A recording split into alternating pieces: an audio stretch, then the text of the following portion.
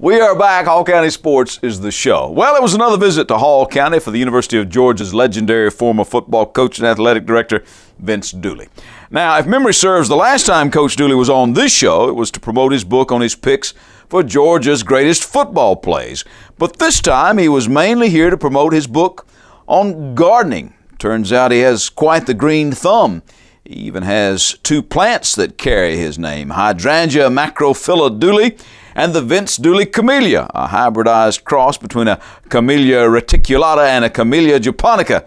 Of course, folks stood in line to get his autograph on various books and all sorts of things, even a .22 rifle up there at Full Bloom Nursery.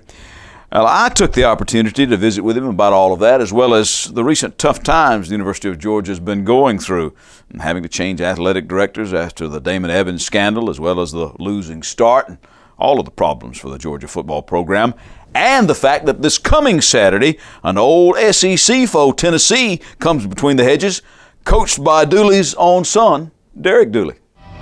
Coach, another book signing. This time, tell me about this one. This is a gardening book, nothing to do with football. Yeah, it's a little strange to think that this football coach has turned into a gardener, but I've said many times, excuse me, the great thing about living around the university, you've got a curiosity about anything, you can satisfy it.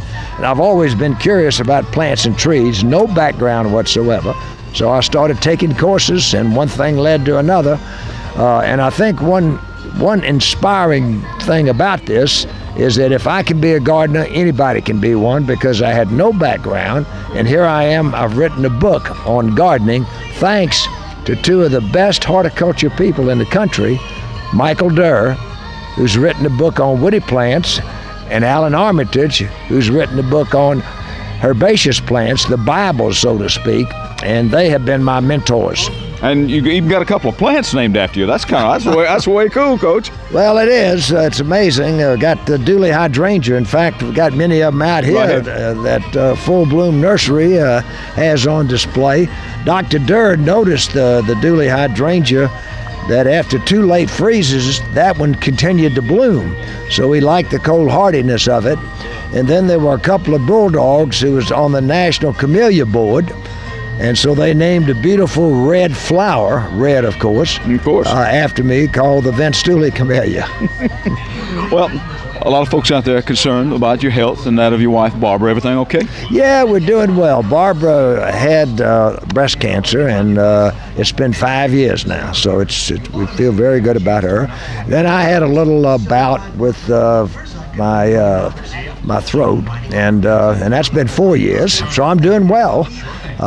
So we're very blessed to have come along at the time that we have, and we've got a lot of company, because a lot of people have gone through the struggles with cancer, but thank goodness that they've got all of these high techs that we're doing things, and they're doing things so great in research that it's certainly extended the life for a long time, and we're pleased with it. Well, I'm joining you there as a cancer survivor. I have prostate cancer. Yeah, so I'm with you. There you go. There you go. Shifting gears once again. Now, Georgia has seen better days as far as some things are concerned. Yeah. A lot of controversy about the program now. Of course, you've changed athletic directors to someone that you and I know very, very well, Greg McGarity, and he's hitting the ground running. Yeah, Greg McGarity is a tremendous boost. It was a very unfortunate situation with Damon. Really unfortunate. Had so many things going for him.